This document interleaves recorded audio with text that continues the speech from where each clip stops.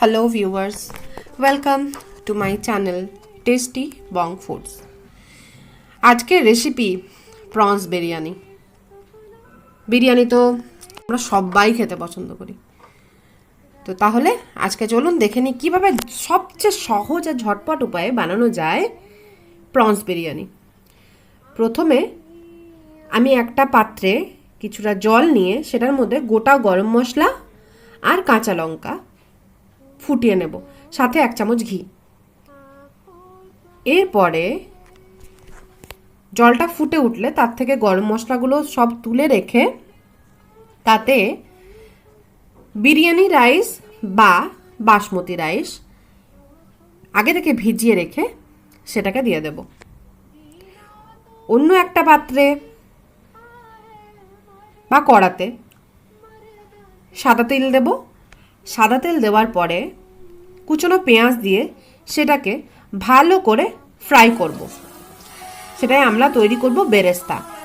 একদম brown colour যাতে চলে আসে ততক্ষণ অবধি পেঁয়াজটাকে ফ্রাই করতে হবে। বেরেস্তা বাজারেও পাওয়া যায়, কিন্তু বাড়িতে তো খুব তাড়াতাড়ি বানিয়ে নেওয়া যায়, কেনার কি দরকার আমাদের, তাই না?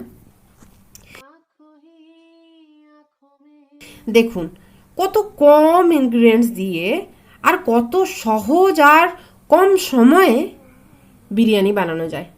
বিরিয়ানি বানানোর জন্য আমাদের লাগছে কি কি দেখে নিই তাহলে। প্রনসটাকে ভালো করে ধুয়ে ছাড়িয়ে নিতে হবে। কুচনো টমেটো, আমি এখানে দুধের মধ্যে একটু জাফরান বা কেশর যাই বলবেন সেটাকে ভিজিয়ে রেখেছি। Kashmiri red chilli powder, turmeric powder, chicken masala, mutton masala কিছু না থাকলে সেটাতেও চলবে। হ্যাঁ, অতি অবশ্যই যেটা দরকার সেটা হলো বিরিয়ানি মশলা পাউডার। দেখুন আমাদের বেরেস্তা তৈরি, কত সহজেই তৈরি। এরপরে ভাতটাকে আমরা 75 থেকে 80% অবধি বয়েল করব, যাতে খুব বেশি বয়েল না হয়ে যায়, একটু সামান্য শক্ত থাকে, কারণ এটাকে আমরা নেক্সট টাইম আবার স্টিমে দেব। ভাতটা হয়ে গেলে সেটাকে শুকনো করে রেখে দেব।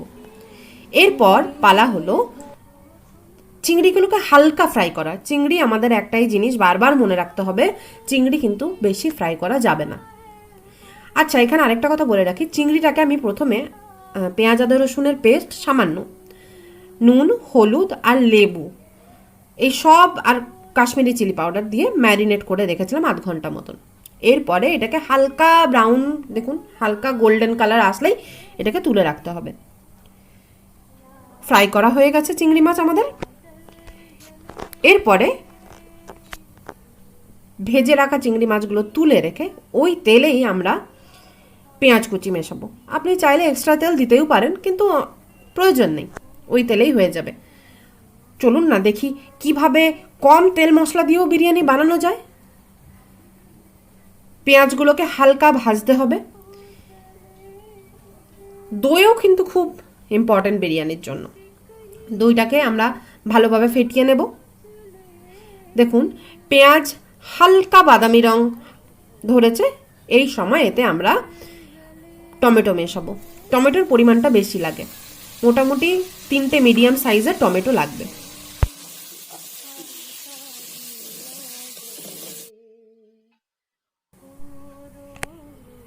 টমেটো মেশানোর পর সেটাকে হালকা হাতে নেড়ে এরপর এতে আস্তে আস্তে আমরা সব ধরনের মশলা দেব।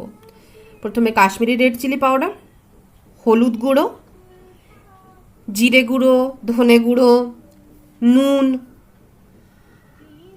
আর সাথে যদি আপনার কাছে মাটন মশলা বা চিকেন মশলা রয়েছে তাহলে সেটা দিতে পারেন, অথবা গরম মশলা দিয়ে এটাকে ভালো করে কষিয়ে নিতে হবে। টমেটোগুলো যাতে পুরো ম্যাশ হয়ে যায়। একদম ধিমি আঁচে করে এটাকে কষাতে হবে। প্রয়োজনে সামান্য জল দিতে পারেন। এরপরে এতে আমরা 1 থেকে 2 স্পুন আদা রসুনের পেস্ট মেশাবো, সামান্য, খুব একটা বেশি প্রয়োজন নেই। মেশানোর পরে আমরা আবার এটাকে কষাবো ততক্ষণ অবধি যতক্ষণ না এর মধ্যে ওই পেঁয়াজ আদা রসুনের যে স্মেলটা থাকে সেটা চলে না যায়। ঠিক যেভাবে আমি দেখাচ্ছি।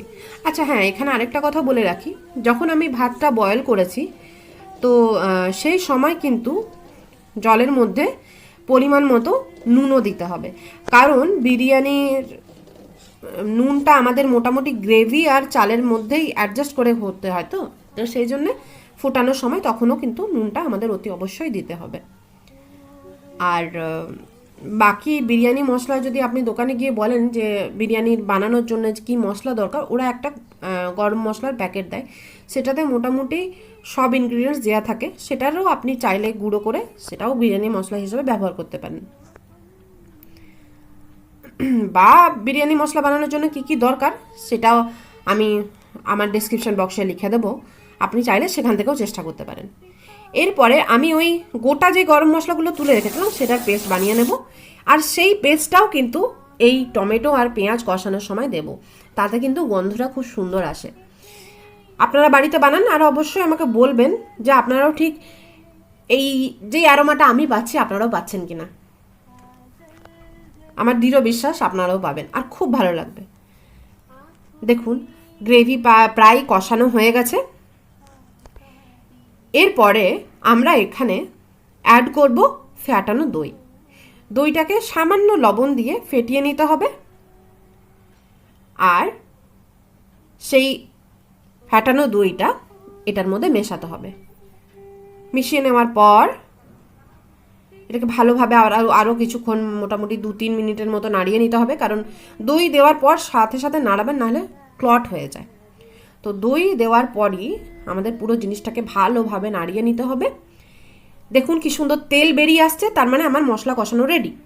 এরপরে এখানে আমাকে মেশাতে হবে ভেজে রাখা চিংড়ি মাছগুলো। ভেজে রাখা চিংড়ি মাছগুলো ভালো করে গ্রেভিতে মেশাতে হবে।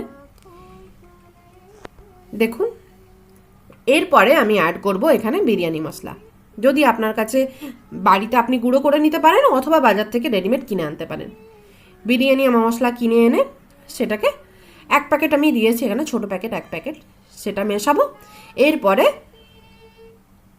যে ভাত আমরা বানিয়ে রেখেছিলাম সেই ভাতটা পুরো ওপরে হালকা করে ছড়িয়ে, আপনি লেয়ারও চাইলে করতে পারেন, কিন্তু আমি যে বললাম খুব সহজে কিভাবে বানানো যায় সেটাই আজ দেখাচ্ছি। তো আপনি নিচে প্রনসের লেয়ার, তারপরে রাইস বা ভাতের লেয়ার, আর উপর থেকে ভেজে রাখা বেরেস্তাগুলো ছড়িয়ে দেব। দেখুন হ্যাঁ, অবশ্যই ধনেপাতা কুচি চাইলে আপনি দিতে পারেন, ধনেপাতা বা পুদিনা পাতা কুচি। সাথে ওপর থেকে আমি কিন্তু দেখুন ঘিয়েরও বেশি ইউজ করিনি, জাস্ট গন্ধের জন্য 1 চামচ ঘি, আর ভেজানো কেশর। দুধের মধ্যে আমি আধ ঘন্টা কেশরটাকে ভিজিয়ে রেখেছিলাম। ফুড কালার অনেকে ইউজ করে, বাট আমি একদমই কালার ইউজ করি না, আমার ভালো লাগে না। আপনার কাছে কেশর না থাকলে আপনি তাও নাও দিতে পারেন। ব্যাস 10 থেকে 15 মিনিট দমে দিন, রেডি। কত কম সময়ে কত সহজভাবে দেখুন এত টেস্টি একটা বিরিয়ানি তৈরি হয়ে গেল। আর কি, বিরিয়ানির সাথে আপনার রায়তা বানিয়ে নিন, স্যালাড রেখে নিন সাথে। আবার আমাদের তো সবার এত পছন্দ, ওটা শুকনো এমনিও বেরিয়ে যায়। তো অতি অবশ্যই কিন্তু বাড়িতে ট্রাই করুন, আর আমাকে অবশ্যই জানান আপনাদের প্রনস বিরিয়ানি কেমন হলো।